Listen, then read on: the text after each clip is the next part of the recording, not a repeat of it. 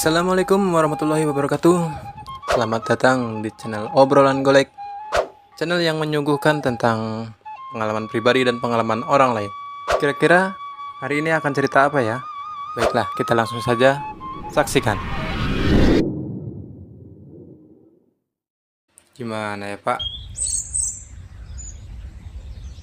Negara kita ini lagi banyak masalah Pak. Banyak masalah apa? Coba cerita sama Bapak. Ini loh Pak, belum lama ada korupsi timah. Dan sekarang ada yang baru Pak. Baru gimana Jang? Korupsi apa yang namanya ya Pak? Korupsi gula Pak. Si Tom Lembong itu yang tim suksesnya Anies. Oh, Tom Lembong apa Tom Haye? Bukan Pak, bukan Tom Haye, tapi Tom Lembong. Waktu itu kan mau jatuhin Prabowo ya Pak ya. Sekarang ketangkep Pak, diperiksa sama Kejaksaan Agung. Dan sekarang jadi tersangka Pak. Waktu tahun 2015 kan kita nggak harus impor beras ya Pak. Dia malah impor beras Pak. Jadi negara sekarang tuh kerugian 400 miliar Pak. Banyak. Banyak juga ya Cuk. Emang negara kita gini korupsinya banyak. Soalnya hukumannya itu aja. Coba kalau yang maling ayam, maling sendal, pasti digebugin. Maling motor ada yang mati.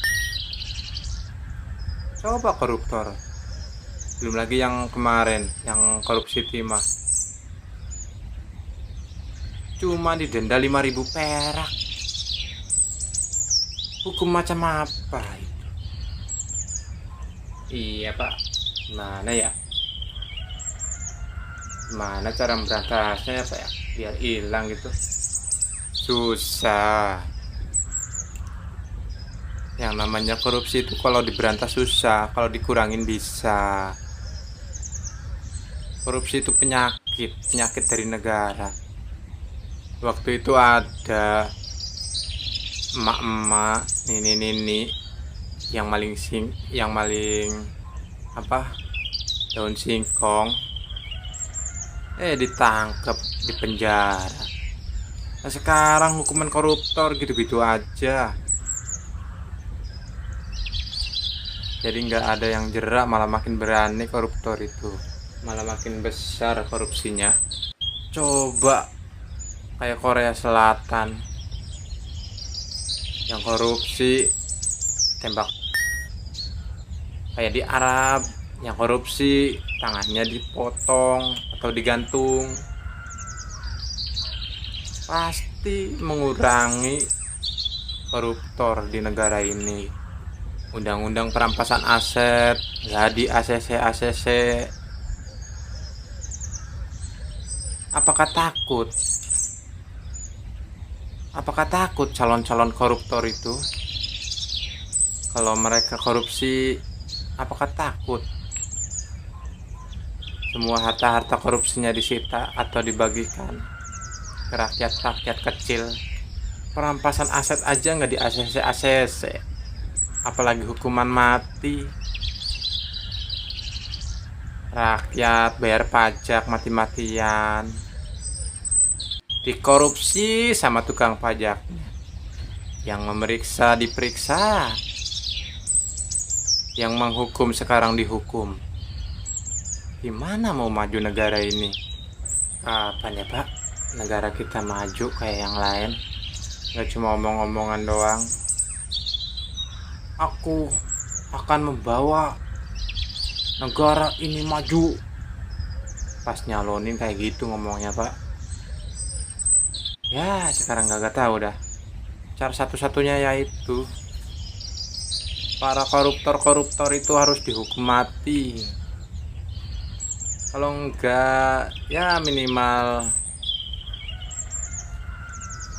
disengsarakan lah. Jangan cuma dikasih hukuman penjara berapa tahun doang. Korupsi miliaran triliunan cuma dihukum penjara 10 tahun paling lama itu. Akan ada yang korupsi miliaran cuma dihukum 2 tahun doang. Buat apa 2 tahun itu?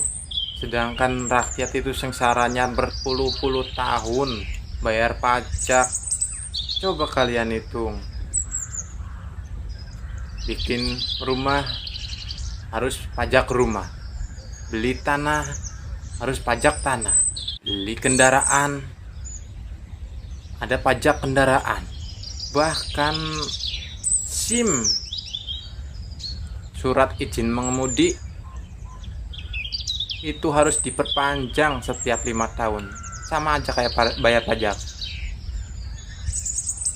Kenapa nggak seumur hidup? Kita mau beli kendaraan punya kita sendiri, pakai uang kita sendiri, harus dipajakin. Uang pajaknya dikorupsi, kan kampret. Ya semoga aja dengan presiden kita yang baru ini, Bapak Prabowo, bisa membawa Indonesia lebih maju, taat hukum dan tertib. Ya semoga aja kepemimpinan Bapak Prabowo dan Mas Gibran ini bisa membawa Indonesia lebih maju, Pak. Nggak cuma di waktu mencalonkannya doang, Pak. Nggak pas di debatnya doang. Semoga fondasi dari Bapak Jokowi bisa dilanjutkan ya, Pak.